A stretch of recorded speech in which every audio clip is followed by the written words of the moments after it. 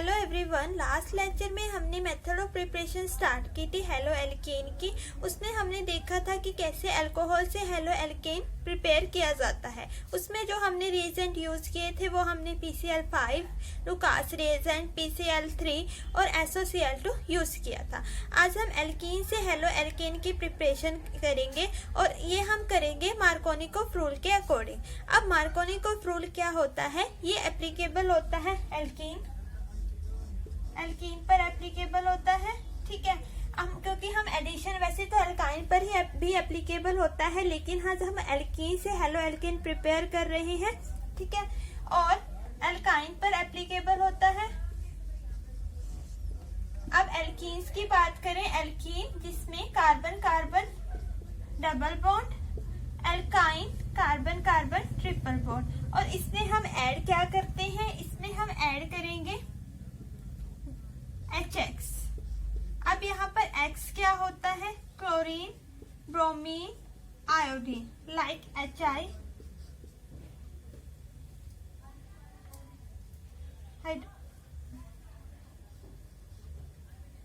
HCl, hydrogen bromide, hydrogen iodide और HCl, hydrogen chloride.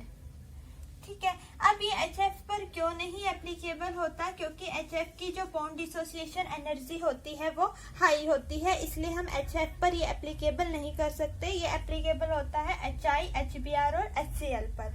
अब अगर रिएक्टिविटी ऑर्डर की बात करें तो सबसे ज्यादा रिएक्टिविटी होती है HI की, देन HBr और HCl।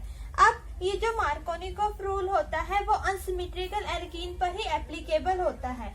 सिमेट्रिकल एल्कीन पर एप्लीकेबल क्यों नहीं होता, क्योंकि अगर हम सिमेट्रिकल एल्कीन की बात करें और उसमें हम ऐड करेंगे, लाइक हमने HCl इसमें ऐड किया, तो H+ और Cl- किसी भी कार्बन पर लगे कोई इफेक्ट नहीं पड़ेगा, क्योंकि ये जो कार्बन है वो सिमेट्रिकल है। इसलिए जो मार्कोनिकोव रूल होता है वो अनसिमेट्रिकल एल्कीन पर ही एप्लीकेबल होता है। अब अनसिमेट्रिकल एल्कीन का एग्जांपल लेते हैं। अनसिमेट्रिकल एल्कीन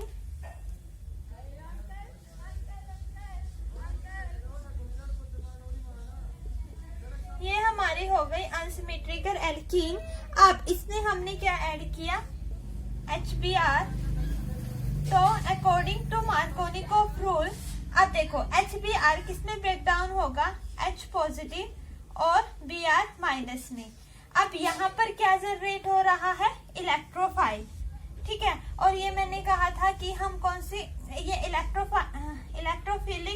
इलेक्ट्रोफाइल जनरेट हुआ। ठीक है, और यहाँ ये कौन सी रिएक्शन हुई, हमारी एडिशन रिएक्शन हो रही है। तो ये रिएक्शन कौन सी है, इलेक्ट्रोफिलिक एडिशन रिएक्शन। और इसमें जो ये पाई बॉन्ड होता है, ये जो डबल बॉन्ड है, ये लूजली बॉन्डेड पाई इलेक्ट्रॉन्स हैं, लूजली बॉन्डेड पाई इलेक्ट्रॉन्स। ठीक है, क्या बात हम क्या कर रहे हैं, मार्कोनिकोव रूल। मार्कोनिकोव रूल किस पर एप्लीकेबल होता है, एल्कीन और एल्काइन पर एप्लीकेबल होता है। और इसमें जो ये पाई बॉन्ड होता है, ये जो पाई बॉन्ड होता है लूजली बॉन्डेड होता है, डबल बॉन्ड है, लूजली बॉन्डेड पाई इलेक्ट्रॉन्स होते हैं यहाँ पर। ठीक है, और इसमें हम किसकी एडिशन करते हैं, HI, HBr, HCl की एडिशन करते हैं। HBr किसमें ब्रेक डाउन होगा, H पॉजिटिव पे। अब इलेक्ट्रोफाइल क्या होता है, यहाँ पे इलेक्ट्रॉन डेफिशिएंट है ये हाइड्रोजन, तो इसको क्या चाहिए होते हैं, इलेक्ट्रॉन, इसलिए इसको इलेक्ट्रोफाइल बोलते हैं। और यह कौन सी रिएक्शन है, एडिशन कर रही है, तो ये जो रिएक्शन हुई वो कौन सी रिएक्शन हुई, इलेक्ट्रोफिलिक एडिशन रिएक्शन।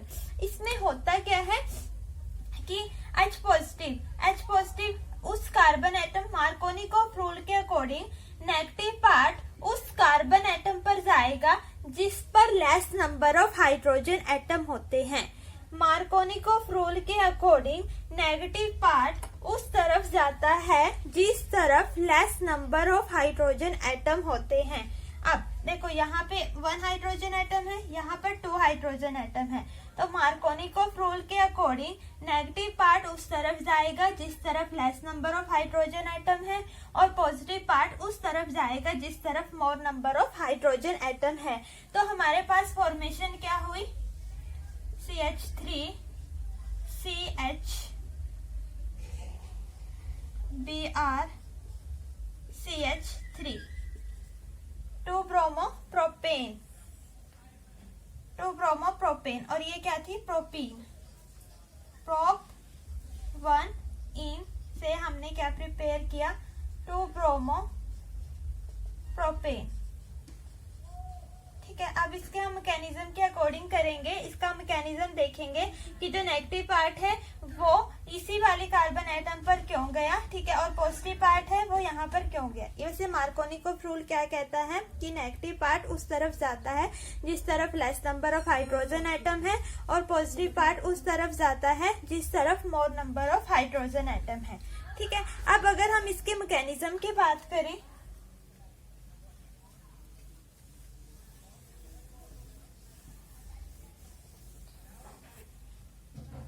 मैकेनिज्म की अगर हम बात करें,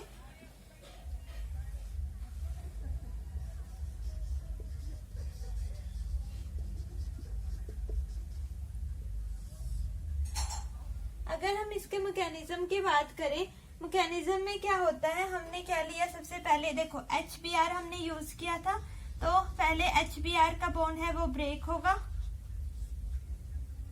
H पे पॉजिटिव चार्ज और Br पर नेगेटिव चार्ज।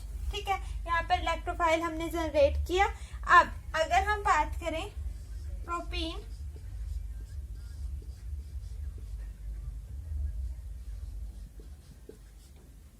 ये प्रोपीन है।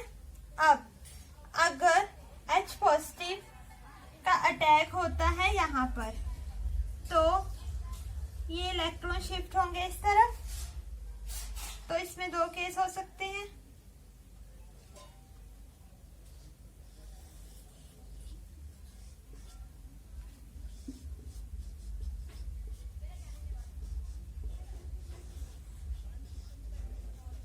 या फिर अगर हाइड्रोजन का अटैक होता है, H पॉजिटिव आयंस का अटैक होता है यहाँ पर, तब ये जो इलेक्ट्रॉन है वो शिफ्ट होंगे इस तरफ, तब हमारे पास बनेगी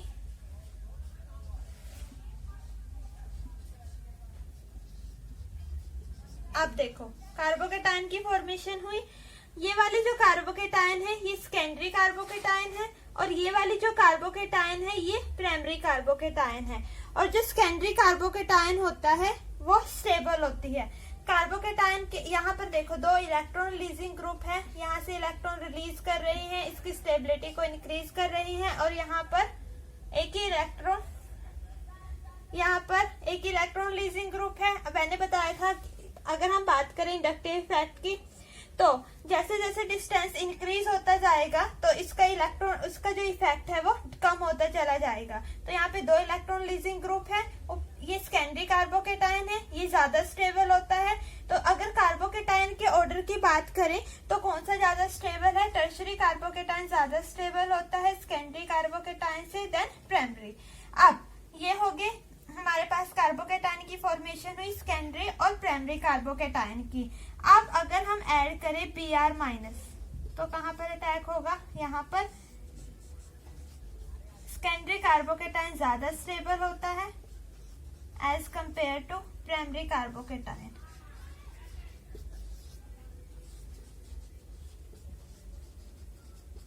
तो ये हमारा मेजर प्रोडक्ट है और ये माइनर प्रोडक्ट।